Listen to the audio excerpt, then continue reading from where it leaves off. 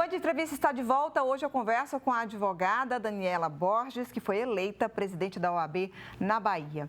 Doutora Daniela, a gente estava falando, né, da imagem que a sociedade, o público em geral tem do judiciário. Mas é importante a gente também pensar na imagem que a sociedade tem da própria Ordem dos Advogados do Brasil, que tem um papel muito importante na sociedade, tem um papel muito importante para a manutenção da democracia. A gente sabe que é o advogado que exerce ali, que faz valer o direito, né? E o direito tem o seu papel de limitar os abusos de poderes. E a gente tem vivido nos últimos tempos muitos episódios de abusos de poder, né? Como mudar essa visão ou tentar aproximar a OAB da sociedade para que a população enxergue um papel tão importante que a Ordem tem? Sempre quando a gente fala, né, do papel da advocacia como função essencial à justiça, eu sempre gosto de lembrar a importância da advocacia dentro do próprio Estado democrático de direito. A OAB, ela tem como missão na legislação que rege a nossa profissão, defender e atuar pela valorização e fortalecimento da advocacia, mas também pela defesa da nossa Constituição e do Estado democrático de direito. O Estado Democrático de Direito ele é um grande marco, uma conquista civilizatória da humanidade.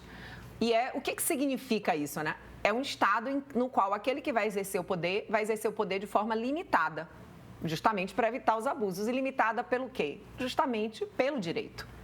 E quando quem exerce o poder abusa no exercício desse poder, quem é que vai, né, contra esse abuso e em defesa do cidadão e da cidadã que tiveram esses direitos violados? É a advocacia. Por isso que a advocacia ela é tão importante, tão cara à democracia e à defesa da Constituição e do Estado Democrático de Direito. E é por essa razão que a nossa Constituição traz a advocacia com essa importância e a própria OAB. A OAB ela tem previsão expressa na nossa Constituição, inclusive com legitimidade em ações e atuações muito importantes para a garantia das nossas instituições democráticas. E a gente dialoga o tempo inteiro com a sociedade civil, porque, como eu disse, a gente tem ali no inciso 1 a previsão de atuar pela valorização e fortalecimento da advocacia, mas logo na sequência está a defesa dos direitos fundamentais. Então, é nosso papel atuar também nessa perspectiva e, com isso, a gente atua muito em prol da sociedade civil. E a OAB tem, nas suas comissões, inclusive, atuações muito firmes. A própria Comissão da Mulher Advogada, ela tem uma atuação também na proteção dos direitos da mulher, né? Uma luta imensa no enfrentamento à violência contra a mulher. A gente tem uma atuação histórica, inclusive, na perspectiva da liberdade de imprensa.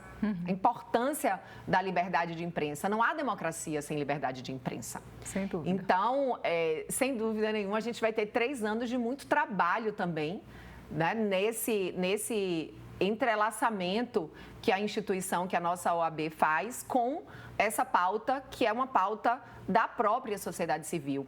E eu acredito que é por essa razão que todas as vezes que se faz pesquisas, a OAB sempre é indicada como uma das instituições com maior credibilidade junto à sociedade civil. Eu queria falar também, doutora Daniela, porque assim, nós estamos num estado imenso, né? Com regiões distantes da capital e cada região tem aí a sua particularidade, suas dificuldades. Então, eu queria saber como a Ordem, na sua gestão, vai atender a esses advogados do interior do Estado, né? Quais são os principais desafios e as dificuldades para se exercer a profissão em lugares tão distantes da capital, né? A senhora estava me contando, inclusive, que durante a campanha fez esse diálogo em todas as regiões do Estado. O que é que a senhora colheu desses advogados, as demandas deles, que a senhora pretende dar seguimento agora na Ordem? Eu tinha dito no começo, né? O nosso compromisso para os próximos 3 anos é fazer uma atuação para toda a advocacia e com toda a advocacia. E especialmente para a advogada e o advogado que enfrentam os maiores desafios. A gente entende que os advogados que passam pelos maiores obstáculos são aqueles que precisam ainda mais de uma atuação da OAB próxima. E isso vai para vários aspectos e, sem dúvida nenhuma, interior. Porque quando a gente fala, por exemplo, na crise do judiciário baiano, quem mais é afetado hoje pela falta de juízes, de servidores, de oficiais de justiça é o interior da Bahia. Nessa gestão, o presidente Fabrício Castro, numa pauta junto ao tribunal, conseguiu a nomeação de 98 magistrados, mas o déficit, Carol, oficial são 170. Então, a gente precisa... E é no interior. Então, a gente, sem dúvida nenhuma, precisa, né, ter uma atuação e esse olhar específico para a advocacia do interior. Eu tenho a minha história no interior, sou de Itapetinga, minha família, meu pai, meu avô moram lá até hoje e sei desses desafios. A gente tem um programa, inclusive, que é a descentralização da Procuradoria, para que a Procuradoria esteja ainda mais próxima da advogada e do advogado do interior. E esse enfrentamento da crise do judiciário, compreendendo que a gente precisa justamente sanar esses problemas que são mais graves no interior da Bahia. Problemas esses que podem ter sido, ou acredito que tenham sido, agravados com a pandemia, né? Inclusive, advogados passando situações, dificuldades financeiras, escritórios de advocacias que foram fechados. Isso também é uma preocupação da ordem? Com certeza. Infelizmente, a pandemia trouxe grandes dificuldades, inclusive financeiras, para a sociedade brasileira, baiana e para a advocacia. Muitos colegas fecharam os escritórios, tiveram redução de renda e a gente tem atuação e vamos atuar com ações para a retomada das atividades da advocacia.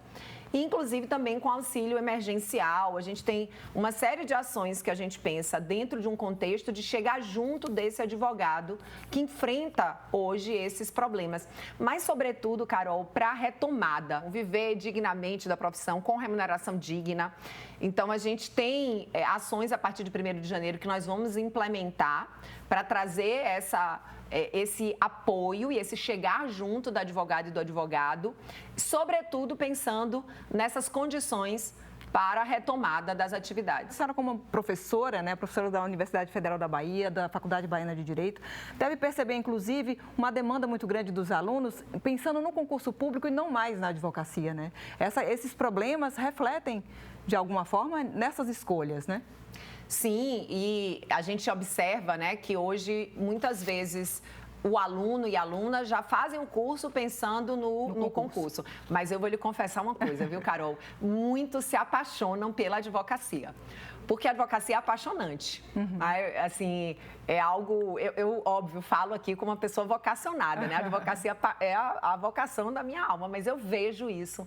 Muitos alunos que, às vezes, começam um curso, né, pensando no concurso e, ao longo do curso, vão se entusiasmando, né? Por todo esse entusiasmo que a advocacia exige na defesa do cliente, aquela defesa parcial. Porque o advogado, ele é parcial porque ele está defendendo o interesse e o direito do cidadão que o contratam. Então, eu acredito que a jovem advocacia enfrentou durante a pandemia um problema seríssimo, porque nós temos jovens advogadas e jovens advogados que nem começaram a advogar. Mas a gente tem vários projetos e ações que vamos começar a implementar a partir de 1º de janeiro, pensando exatamente nesse jovem advogado, um projeto, né, para todas as perspectivas, tanto do advogado e advogada que querem iniciar seu escritório, como também estruturar uma carreira. Então, a gente tem programas aí muito bacanas. Uma espécie de capacitação para esse jovem advogado que está entrando no mercado. Sim, a gente tem uma incubadora jurídica, uma ação, né, incubadora jurídica e o Empreendendo, que é justamente para dar toda a estruturação para esse advogado que quer montar seu próprio escritório. Tanto do ponto de vista de estruturação, desde formação, como é que eu vou me organizar do ponto de vista societário, o que é que eu preciso para começar a funcionar. Então, desde essa parte burocrática até outros projetos que envolvem, primeiro, a sustentação oral. Né? Como é esse início no qual existem tantas dúvidas? E o que é bacana é que a nossa chapa eleita é a chapa que mais tem jovens advogados eleitos no Conselho. Então, essas ações também serão implementadas por quem está vivendo essa realidade. Isso faz muita diferença. A gente volta até para o começo, né? A importância da representatividade. Sem dúvida. Doutora Daniela, a gente vai dar mais uma pausa, vamos para um rápido intervalo e já o Band Entrevista está de volta.